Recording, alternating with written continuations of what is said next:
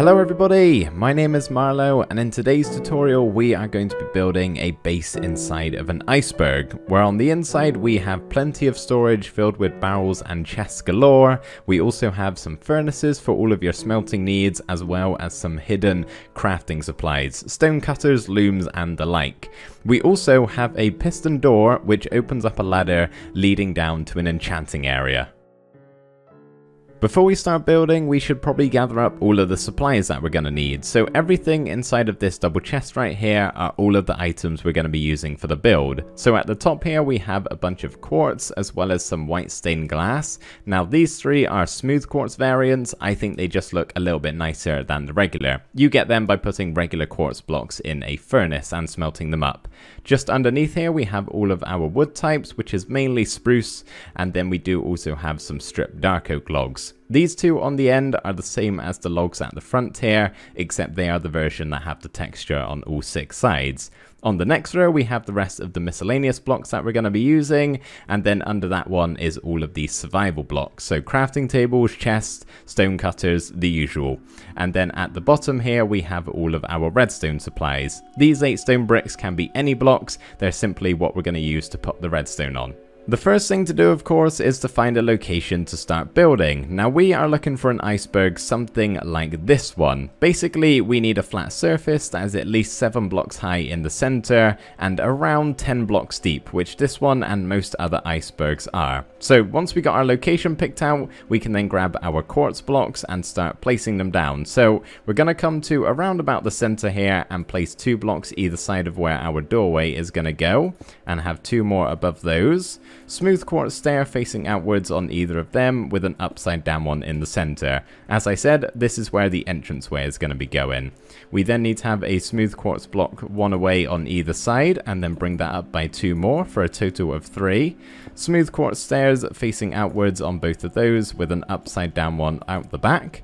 And then we're going to have just 1 block like so on either side, another stair facing outwards, and then another one upside down, and then finally 3 slabs along the top. So that right there is the shape of the outside. Next up, we're going to grab our white stained glass and then go ahead and get rid of all of the packed ice you can see on display here. So that's the ones on the side as well as the ones in the corner spots just next to these stairs here. Basically any packed ice you can see within the quartz, we're going to go ahead and get rid of it. And we're also going to go ahead and knock out these 2 blocks and then the 5 surrounding it like so. And basically, if we stand just next to the entranceway here, we're going to go ahead and place down all of our glass and just fill everything in, with the exception of the 2 blocks that we're taking up here where the doorway is going to go. So we should have something that looks like this. We will of course remove all of the ice on the inside in a little bit, but what we're going to do beforehand is just remove this block right here and replace it with a horizontal stripped dark oak log,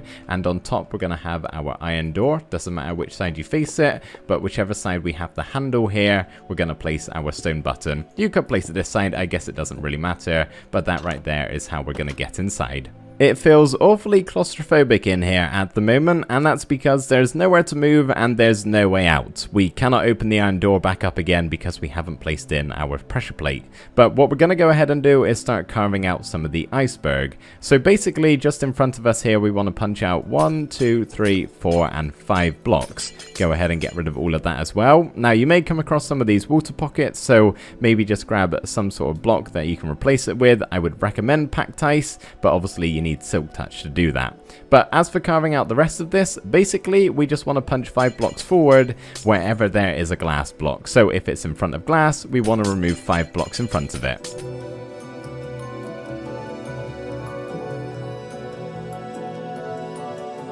You should now have a space that looks something a bit like this, and you should also have 8 white stained glass remaining if you grab 32 to begin with. That's because we actually need to do a little bit more clearing. So before we actually start breaking blocks, let's come to the very center of the ceiling here and place down 2 chains and then a lantern, just to light this place up a little bit.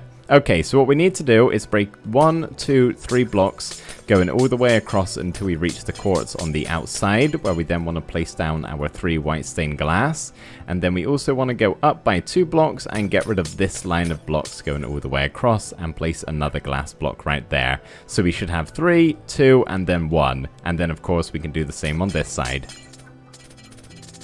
1, 2, 3 glass, and that should be all of it placed down.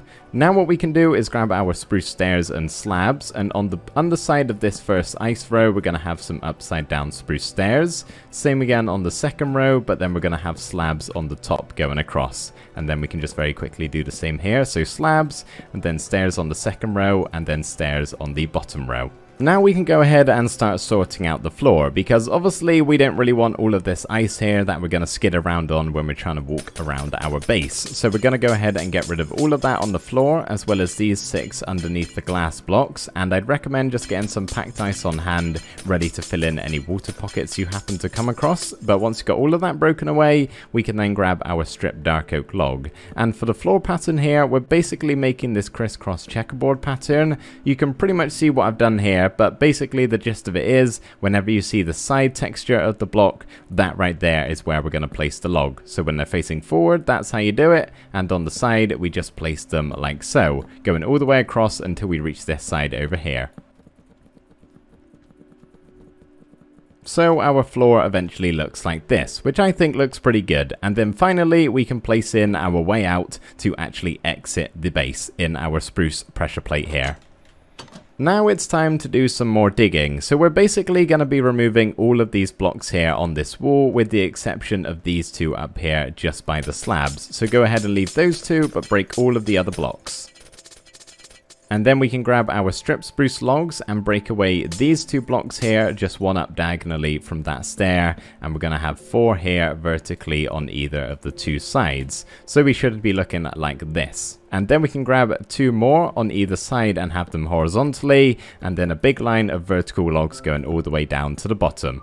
We can also go ahead and break these 8 blocks on both of the 2 sides here, where on the bottom 2 blocks we're going to have a couple of furnaces. You can also chuck in some smokers and blast furnaces if you want to, but the other 6 blocks are just going to become some barrels for storage. And now what we can do is break these 4 blocks, and in replace of them we're going to have our stone cutter, smithing table, loom, maybe just fill in those water pockets, loom, and then cartography table. Now what we can do is place a couple of spruce trapdoors in front of them all, but obviously the stone cutter isn't a full block, so we actually need to break these 2 ice blocks and then place down our stripped spruce logs. Something you may have to do some filling in, but so we get something that looks like that, which is a little bit nicer than what it was before. That way you can keep it hidden, and then when you need it, you can just flick up the trapdoors. Once you've got all of that filled in, we're now going to place in our crafting tables, where we're going to have 1 on either side for no other reason than symmetry. I like symmetry, but if you're not that bothered about it, you can always replace this with something else that is helpful. Maybe an ender chest, for example. And then just beside it, we're going to have 2 double chests like so. Now your chest will not look like this because there's something weird going on with mine. I think it's a shaders issue, so yours won't look all funky like mine do. They'll just look like regular chests. But yes, we'll have 4 of them on both of the 2 crafting table sides, and then finally our bed here can go in the center. Of course, can be any color you want it to be. We are now ready to start work on our piston door. Now those of you who are regular viewers of my channel, you will know that I am no redstone connoisseur. This may not be the prettiest redstone door, this may not be the best redstone door, but it works, I can assure you that. So what we're going to do here is just break away 1, 2, 3, 4, and 5 of those stripped spruce logs, and then we're going to break 1, 2, 3, 4, and 5 of the ice blocks behind it, just to carve us out a nice little area to do some redstone in. And then the first thing we're going to do here, 1 block behind the furnace, is place down a sticky piston. And then behind it, we're going to have ourselves a stone brick, or whatever block you happen to be using. Leave a gap of 1 and then place another here. We're going to stick a redstone dust on top of that one and have a stone brick in front of it like so. We can have a redstone torch on the front of this block, which should extend our sticky piston, and then we can just hop over here and on top of this one have another block that we're placing down. And then on the back of it, we're going to have a redstone torch here, which should retract the piston once again. And now what we can do is have a redstone dust on top of that block, and then we're just going to have a line that will connect up to the lever here. So we're going to place down a block and then just place a redstone on the side of the ice there, which as you can see does place it down, and just do that 1 and then 2 more times, which as you can see makes a nice wire going all the way across to this block right here, which is where we're going to have our lever. If you just do some flicking, you should see the piston retract and extend. The final thing to do is just place a stone brick above this block right here, and then also have 2 sticky pistons in front of them like so. And then as you can see here, it does retract and extend, where we can just have our strip spruce logs in front of it, and then 1 more below the block with the lever on. And as you can see right there, that is our piston door all done. Just behind the bed here, if you come to this ice block and then break down 1, 2, 3 and 4 blocks. And now we need to do something about having these 2 textures on show, because they don't look particularly good, I don't think. We want something a bit smoother and more refined. So we're going to go ahead and break that block there and replace it with the variant that has the same texture on all 6 sides that I said about in the materials list. So there's our spruce one, and then the dark oak can just be replaced like so. And now what we can do is actually head down here and break 1, 2, 3 and 4 of those and replace it with the regular spruce log, the stripped kind that is. And then we're going to have 1, 2, 3 and 4 ladders. That way we can actually access under here.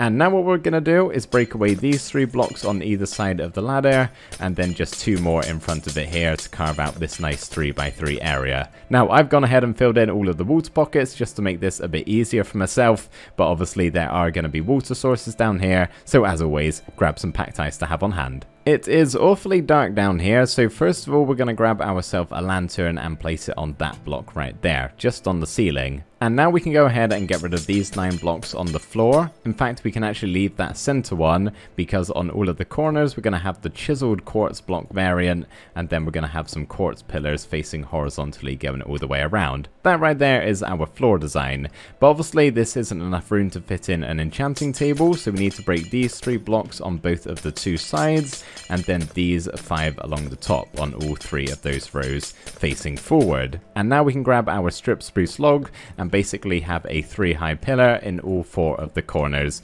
like so. We do, however, need to get rid of these 4 blocks right here, because in replace of them we're going to have some bookshelves, and in front of those we can have 3 more like so, and then just make this U shape in the center here, where if we place our enchanting table in the middle, you can see it's enough to get ourselves 30 levels. 15 bookshelves is what's required for that, which is what we've placed down.